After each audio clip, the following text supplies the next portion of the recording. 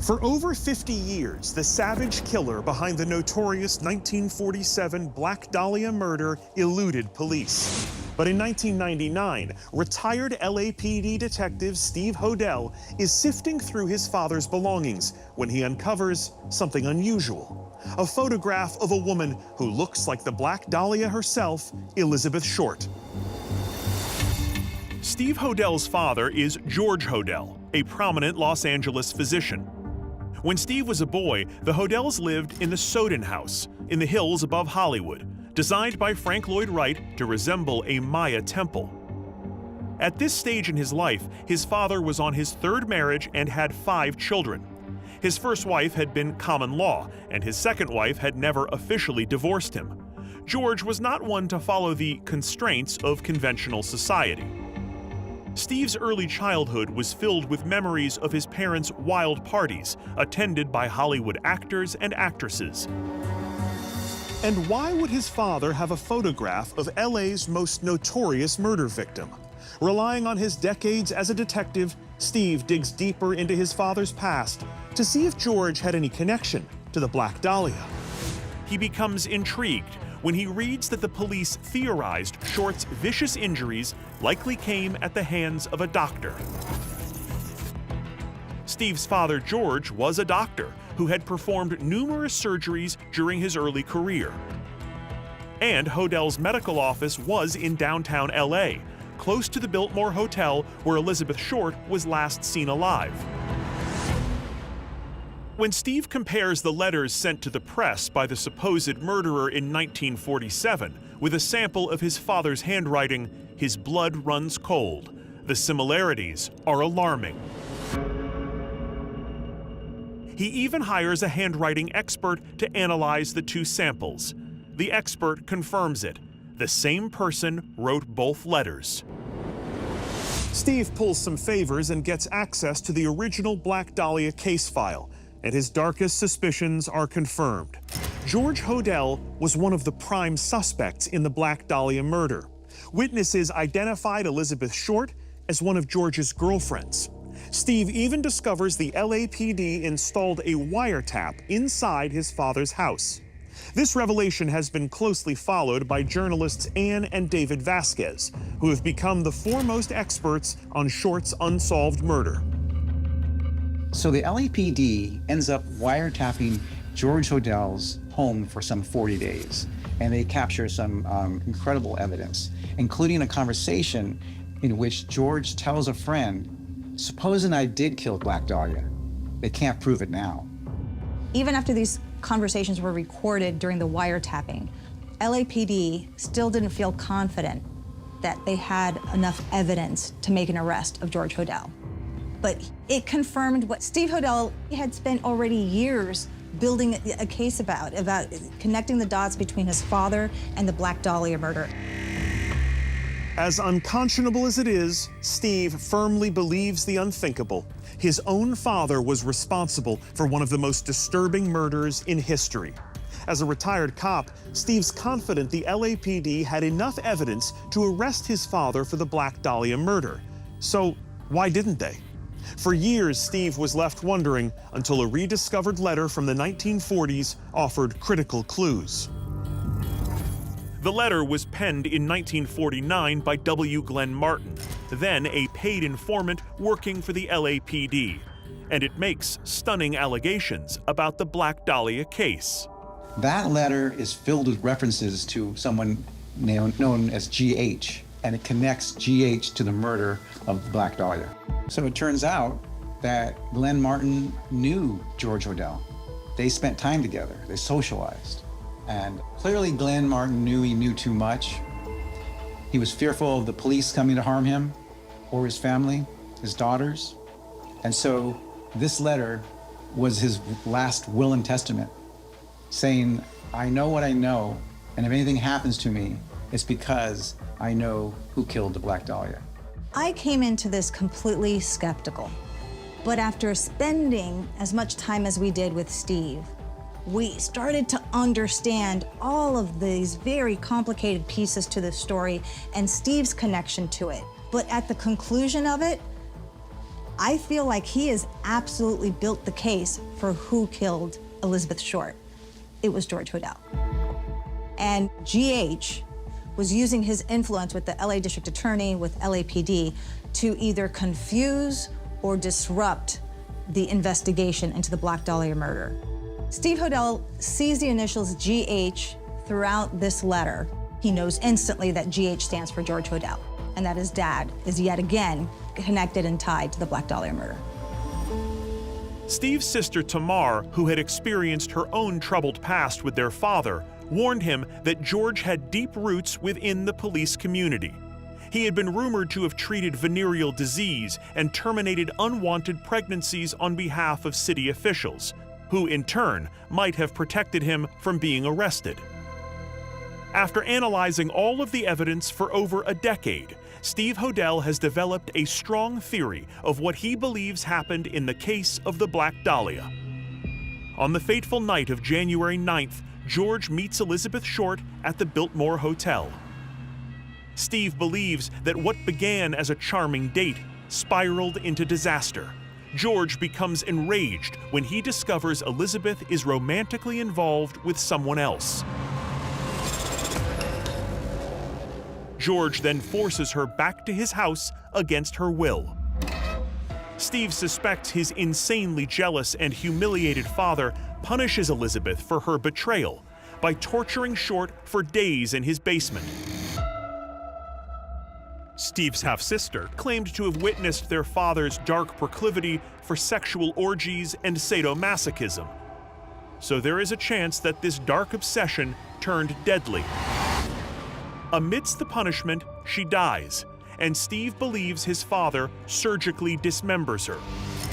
Then, George drives Elizabeth's mangled body to Lemert Park, where he stages her remains to shock the world. In a recent interview, Steve Hodel said, "I couldn't believe the great man I knew could ever do something like this. I was very wrong."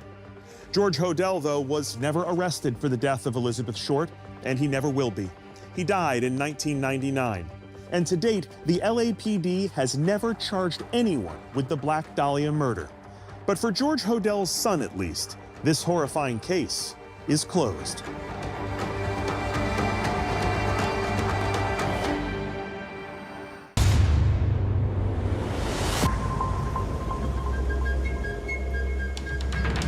From the concrete jungle to the actual jungle.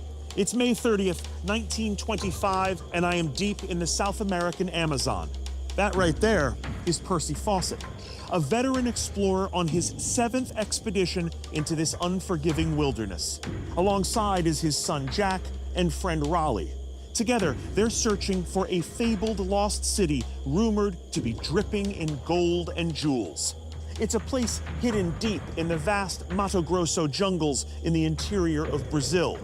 This city has no name, but Fawcett calls it Z. Far from solving this mystery, Percy and his companions will only add to it, because all of them are about to disappear without a trace.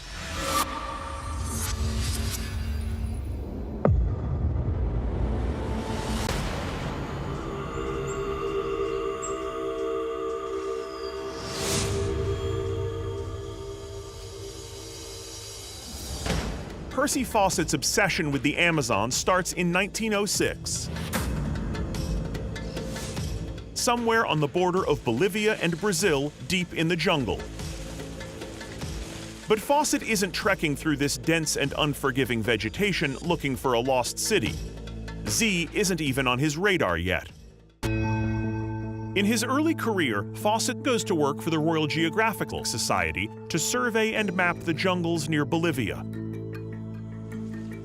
With accounts of his daring jungle exploits published in newspapers back in England, Fawcett's fame grows, and he embraces his celebrity status. He reports encountering exotic animals unknown to science, including an almost certainly exaggerated account of shooting a 62-foot-long anaconda. But he does accomplish something few other Westerners are able to, navigating dense jungles and maintaining friendly relationships with indigenous tribes, many of whom are known to be hostile to outsiders. Some of these natives whisper stories to Fawcett about a sprawling, ruined city hidden deep in the jungle, and soon an obsession begins to take root. Fawcett isn't the first to follow the siren's call into the Amazon. Centuries earlier, Spanish conquistadors had also pursued rumors of glittering, abandoned ruins. Their expeditions to find them ended in failure and death. Fawcett's own search leads him to the National Library of Brazil, where he discovers a weathered parchment. Known as Manuscript 512, it appears to have been written in 1753 and describes a Portuguese expedition into the Brazilian interior, which claimed to discover ruins resembling a classical Roman city with stone arches, opulent statues, and enigmatic carved symbols. This, coupled with the native accounts, convinces Fawcett that a majestic lost civilization is hidden in the depths of the Amazon, waiting to be rediscovered. His research has led him to believe the lost city hides somewhere in the Brazilian state of Mato Grosso, nearly 350,000 square miles of wilderness. His team heads into the jungle on April 20th, 1925. Fawcett decides to travel light and to make the expedition a family affair, bringing his 21-year-old son Jack and Jack's best friend Raleigh Rimmel.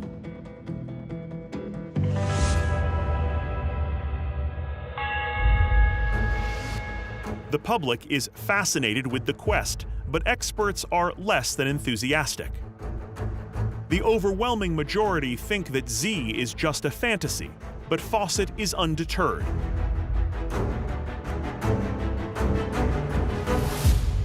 After a month trekking through the jungle, Fawcett's team arrives at a place known as Dead Horse Camp.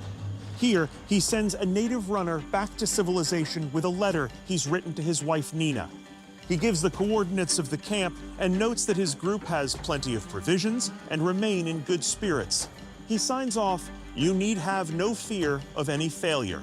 These are the last written words of Percy Fawcett. After he departs Dead Horse Camp, he will never be heard from again. Amazon explorer Percy Fawcett is convinced that the ruins of an advanced civilization, nicknamed Z, lay hidden in the jungles of Brazil. In May 1925, while searching with his son Jack and their friend Raleigh, the three men venture out to find the city, but never return. They leave behind two mysteries. What was their ultimate fate, and does the lost city of Z really exist? In January 1927, after 18 months with no communication from the expedition, the Royal Geographical Society declares the men lost, presumed dead. But Fawcett's skill in the wilderness is almost unmatched, and many of his friends and admirers refuse to believe he's missing, and instead think he may have found the city and stayed. In 1928, a rescue mission led by British aviator G.M. Dyatt retraces Fawcett's route through the Amazon. Although he's unable to find the men, he does discover a small brass plate bearing Fawcett's name in the possession of a native tribe. Unfortunately, it's later confirmed that the object was from Fawcett's previous mission 5 years earlier. Later, a compass of Fawcett's is also found in the jungle, but it was one he left behind before his final expedition. One persistent theory is that Fawcett and his companions were killed by a local tribe. In 1951, the Kalapalo Indians revealed they were in the possession of bones that they claimed were the remains of Percy Fawcett after he was killed by the tribe's chief. Please, no, no, no, no! For the next 50 years, that's the story that is largely and falsely believed. But in 2005, the Kalapalo tribespeople tell a different story. They claim the bones are not Fawcett's after all, but belong to one of their elders. They say they lied in 1951 to prevent more outsiders from coming into their territory to search for the explorer. The Kalapalos say they did encounter Fawcett and his party, but just gave them food and cautioned them not to venture further, but the men ignored their warnings.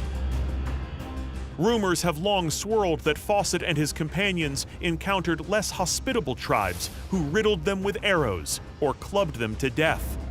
Other stories emerged that they died of fever or starvation deep in the labyrinth of the Amazon. One thing is clear: somewhere along the way, like those who searched before them, their obsession with Z led to their demise. For 100 years after Percy Fawcett and his team vanished, experts remained highly skeptical that a jungle metropolis existed in the Amazon. But then, a remarkable scientific discovery in 2022 using helicopter-mounted LiDAR technology may prove Fawcett was right after all. LiDAR, which stands for light detection and ranging, uses lasers to map terrain and reveal long hidden features. Archaeologist Dr. Andrew Kinkella has analyzed the latest LiDAR results, and what he's found could rewrite the history of the Fawcett expedition. Using LiDAR across some of these areas, we have started to find what we term garden cities. LiDAR is fantastic in the jungle. It's really opened up our knowledge of the jungle world. LiDAR stands for light detection and ranging, and for jungle research, it's amazing. There's an instrument that you can put in an airplane and have an airplane fly low over the jungle, and as the plane flies, it shoots out a bunch of lasers, right? It shoots out, thousands of laser beams a minute. The reason why we care and we want to do that is, as the plane flies over and all the laser beams shoot down, a couple of those laser beams will make it all the way to the ground. So what you get ultimately is an image looking through the trees. What you have there is you have homes, you have kind of farmsteads, you have plazas where the homes are situated around, and you even have roads connecting these things. There have been guesses at population in this area that it might have been as high as 50,000. So the LiDAR gives us irrefutable data that many, many more people were living in the jungle at this time. About 1,000 years ago, things were really happening in the Amazon. Percy Fawcett disappears in the Mato Grosso area of the Amazon in 1925. And that turns out to be one of the areas where we're finding these garden cities. So while looking for Z, Percy Fawcett was probably literally walking over these cities. But if you're cutting a trail in the jungle, your world is about a 10-foot circle. So there could be a huge pyramid right there. You will not see it. We don't know how Percy, his son Jack, and their friend Raleigh met their end. Their remains and the artifacts of their bold adventure are out there somewhere in the endless jungles of the Amazon. But we do know that Z wasn't a towering city made of stone, but rather a vast network of native communities that once thrived in the Amazon. And Fawcett's expedition, though fatal, wasn't as foolish as many of his peers believed. I'm Josh Gates, and I'll see you on the next expedition.